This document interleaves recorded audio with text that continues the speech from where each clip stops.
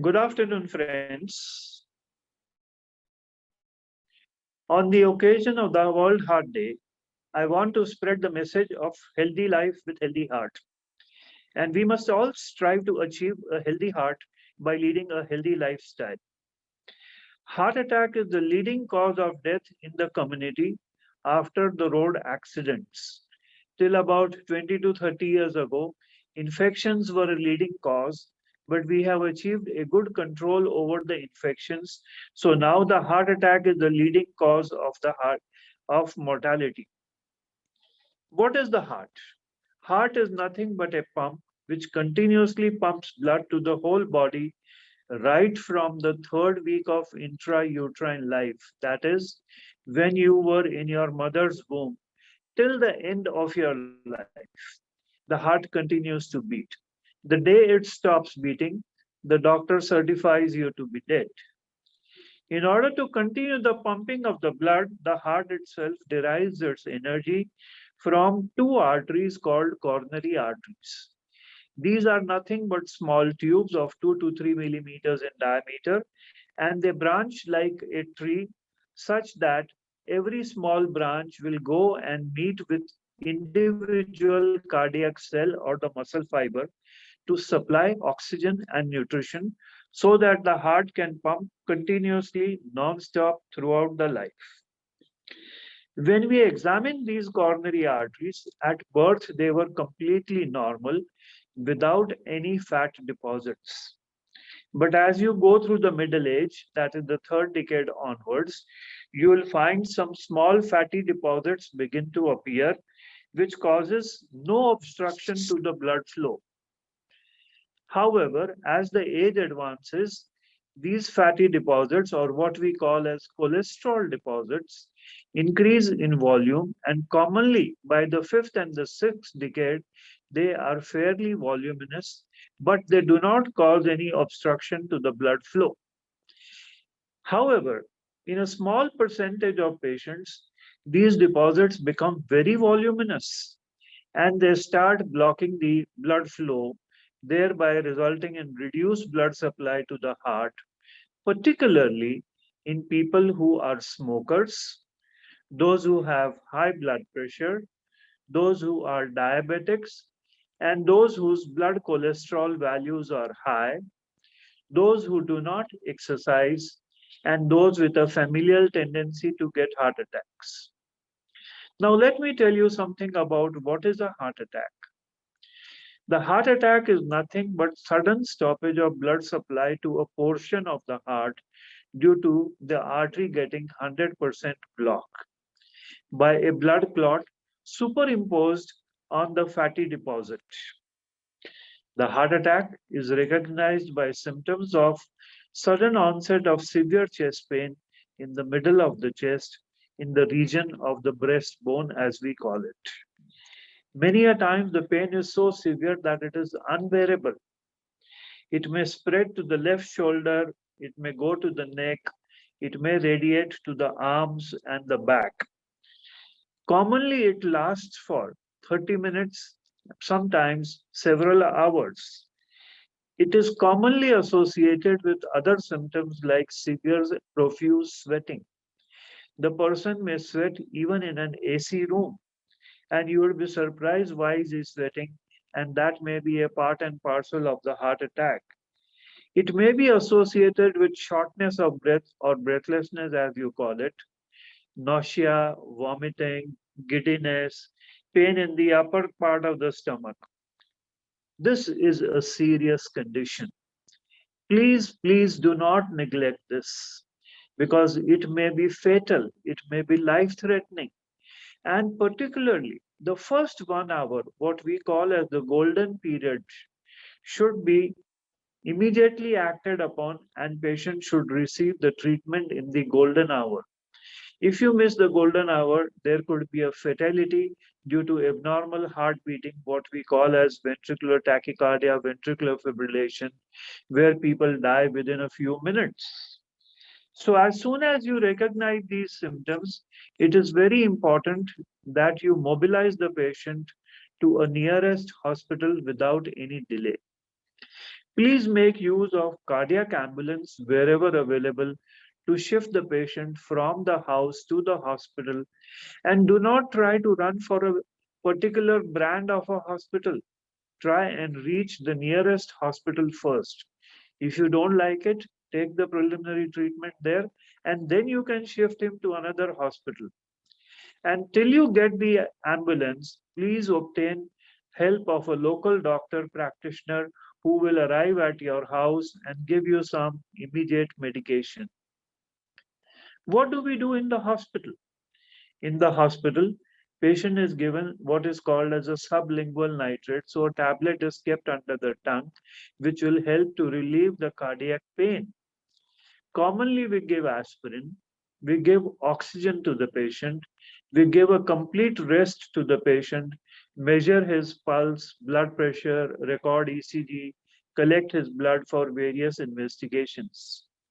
And within 20 to 30 minutes, we have to take the decision whether I'm going to give him drug therapy in the form of clot busters, what we call as thrombolytic therapy in technical language.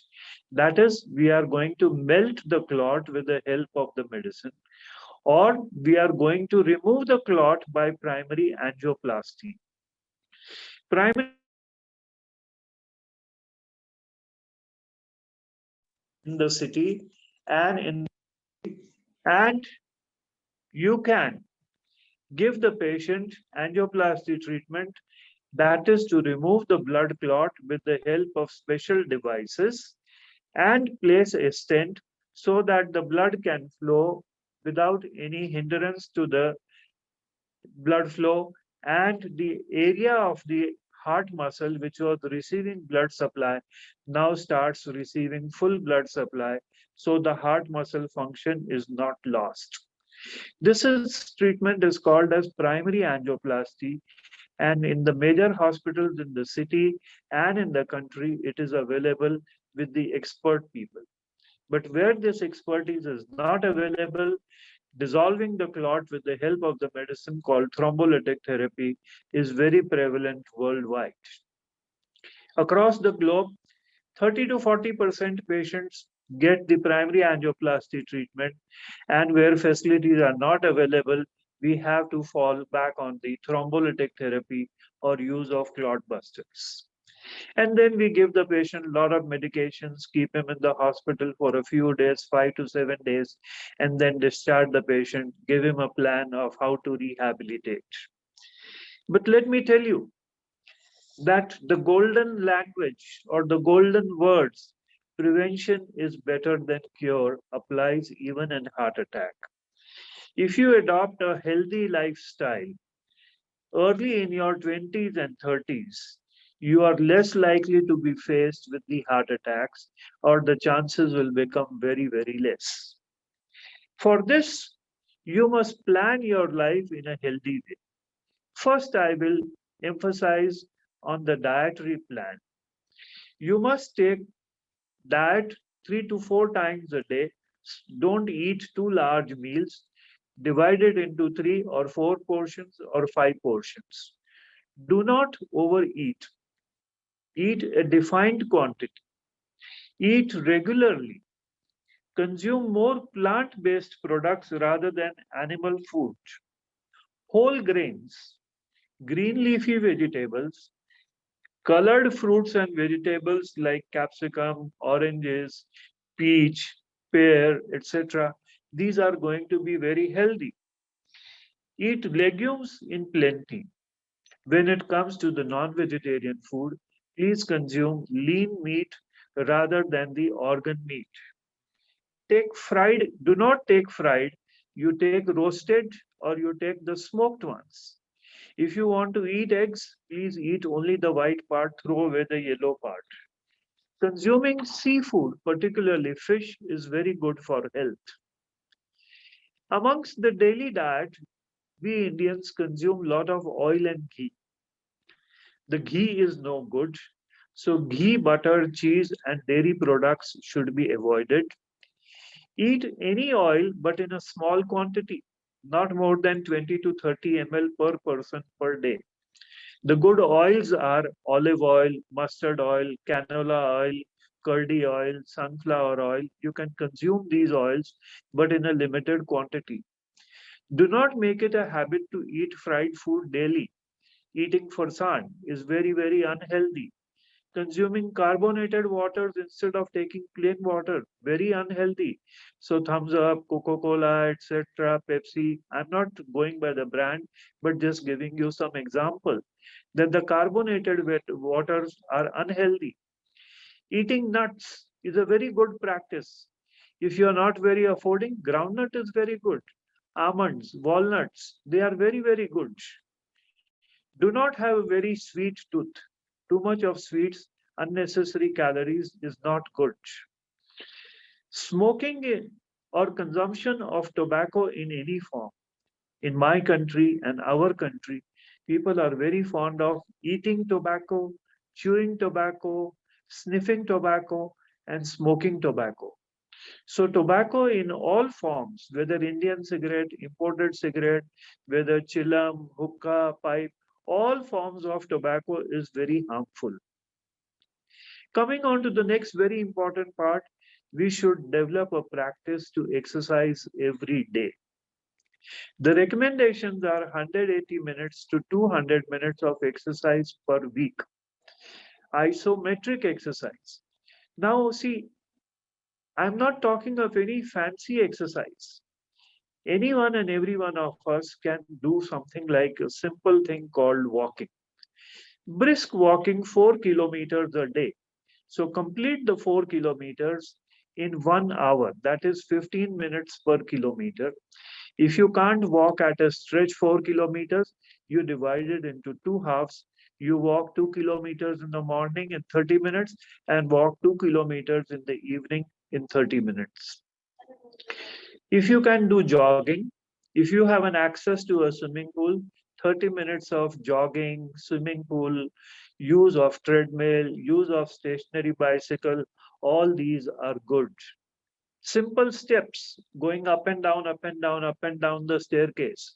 About 10,000 steps a day is a very good level of exercise to keep your cardiovascular very fit. Besides maintaining the physical fitness, it is very important that you maintain your mental health too. So there should be stress busters. Now, what are these stress busters? Yoga and pranayam, the age-old practice of more than 5,000 years in this country, is very good as a stress buster. Perform yoga and pranayam for 30 minutes every day, and your life shall be very healthy, not only from the cardiac point of view, but general feeling of well-being. Yoga and pranayam are very good. All the asanas and the deep breathing that we do, practice it for 30 minutes every day in your lifestyle, and you will find there is a great difference. Those who can practice meditation, it is very important that you should practice meditation. Getting adequate sleep for 6 to 8 hours every night is very, very important. So therefore, you must do enough physical exercise during the day so that you get a good sleep in the night. Besides this, you could take short breaks and holidays, have a good enjoyment, listen to music, participate in sports, go for outdoor activities, sports, cricketing, badminton, table tennis. All these things are a part of your healthy life. Listening to music, practicing dance, these are all healthy lifestyles which will add to value to your healthy heart. Besides this, if you have any kind of a disease which I enumerated in the beginning, that is, if you are obese, you must trim down to the normal body weight for your age and sex. If you are a hypertensive, particularly going low salt, less than 1 teaspoonful of salt per day is very, very important. Take the medications that your doctor has prescribed you for the high blood pressure, for the diabetes, for the hypercholesterolemia. All medications are mandatory to make sure that the fat deposits which are there in the artery do not progress and culminate into heart attack. Heart attacks are going to be nuisance. They are going to be life-threatening. And let me tell you, 20 to 30% of the patients die within the first 1 hour. So reaching out to the hospital, taking prompt treatment is very, very important. And please practice prevention, prevention, prevention, because ultimately that is the goal, to prevent the heart attacks. Thank you very much for your patient listening.